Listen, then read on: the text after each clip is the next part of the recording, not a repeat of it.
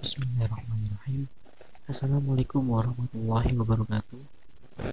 Alhamdulillah, nahmaduhu wa nasta'inuhu wa nastaghfiruh wa na'udzu billahi min shururi anfusina wa min sayyiati a'malina. Man yahdihillahu fala hadiya lahu wa man yudlil fala hadiya lahu.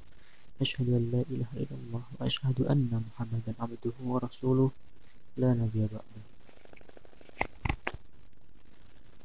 Perkenalkan, nama saya Habib Abdul Khalid Ramzan dengan NPM 2004040007 akan menjelaskan sedikit tentang qawaid asasi mengenai kesulitan.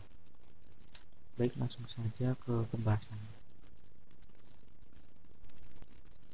Yang pertama yaitu mengenai pengertian. Al-masyaqqah secara etimologi adalah al-ta'ab, yaitu kelelahan, kepayahan, kesulitan, dan kesukaran. Sedangkan at-taisir secara etimologis berarti kemudahan. Dari kedua kata tersebut dapat ditarik kesimpulan bahwa secara kaidah ini mempunyai sebuah pengertian bahwa sebuah kesulitan akan menjadi sebab datangnya kemudahan dan keringanan.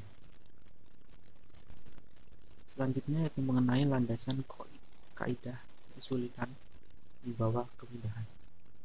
Yang pertama itu berdasarkan Al-Quran, yaitu Quran surat Al-Baqarah ayat 185 yang berbunyi, yuridullahu bikumul yusra wa la yuridu bikumul usra. Yang artinya Allah Subhanahu wa taala menghendaki kemudahan bagimu dan tidak menghendaki kesukaran bagimu. Yang selanjutnya itu berlandaskan dari hadis, yaitu dari hadis riwayat Bukhari dan Muslim dari Anas radhiyallahu anhu yang berbunyi, yasiru wa la tu'assiru wa basyiru wa la tunaffiru. Yang artinya mudahkanlah dan jangan mempersulit, gembirakanlah dan jangan mempersulit. Yang selanjutnya yaitu mengenai hukum azimah dan rukhsah. Hukum azimah menurut ma syuri'a min ahkamin kulliyati ibtida'i. Hukum yang ditetapkan Allah pertama kali dalam bentuk hukum umum. Jadi hukum azimah adalah hukum yang berlaku kepada semua mukallaf tanpa adanya sebuah kesulitan. Yang selanjutnya itu mengenai hukum rukhsah. Al-hukmu sabitu ala khilafi la ilahi dalili bi udri. Hukum yang berlaku berdasarkan suatu dalil menyalahi dalil yang ada karena adanya udzur. Jadi hukum rukhsah adalah hukum tentang keringanan yang dilakukan oleh karena adanya kesulitan. Kemudian faktor penyebab adanya rukhsah ini, yang pertama itu mengenai darurat atau terpaksaan. Jadi seperti orang yang keadaannya sangat lapar, apabila ia tidak makan dikhawatirkan dia akan mati, sementara yang ada di hadapannya itu hanya makanan yang haram, maka dia boleh makan makanan yang haram itu untuk menjaga jiwanya. Kemudian faktor penyebab adanya rukhsah yang kedua yaitu hajat menghilangkan masyaqqah atau kesukaran.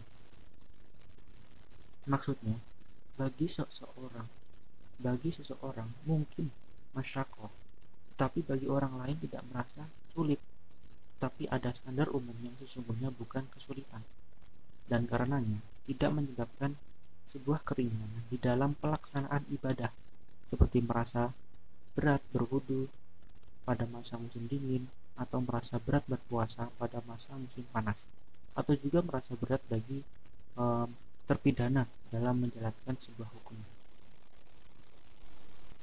Kemudian yang selanjutnya itu mengenai kondisi penerapan kaidah fikih asasiyah mengenai kesulitan. Yang pertama yaitu ada as-safar atau sedang dalam perjalanan. Misalnya boleh qashar sholat, kemudian buka puasa, dan juga meninggalkan sholat Jumat jika dalam perjalanan jauh. Kemudian yang kedua itu ada marad atau keadaan sakit. Misalnya, boleh tayamum ketika sulit memakai air. Sholat fardu bisa sambil dengan duduk. Berbuka puasa bulan Ramadan dengan kewajiban qada setelah sehat. Kemudian yang ketiga itu ada ikrah. Nah, ikrah ini adalah sebuah keadaan terpaksa yang membahayakan kepada kelangsungan hidupnya. Jadi misalnya seperti akad yang dilakukan dalam keadaan terpaksa, maka akad tersebut itu tidak sah. Seperti jual beli, gadai, sewa menyewa, karena itu bertentangan dengan sebuah keriduan, prinsip ridho ataupun rela. Kemudian yang keempat itu ada an-nisyan, yaitu lupa. Misalnya seorang itu lupa makan dan minum pada waktu puasa. Kemudian contoh lainnya lupa membayar utang, tidak diberi sanksi, tapi bukan pura-pura lupa. Kemudian yang kelima ada al-jahl.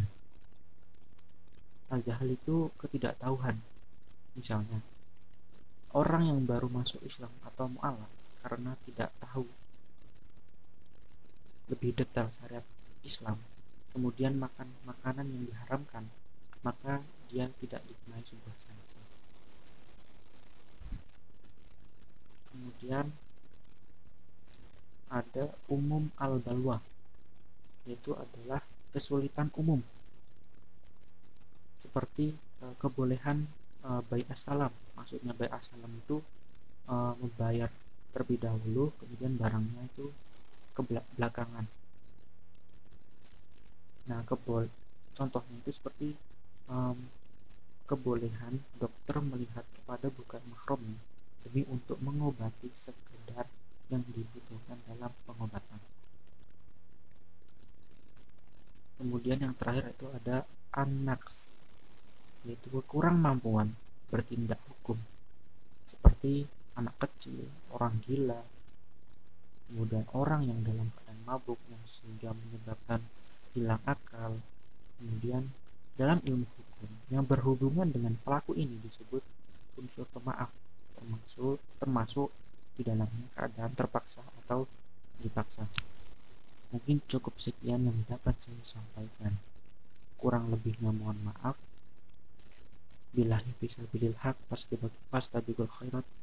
Wassalamualaikum warahmatullahi wabarakatuh.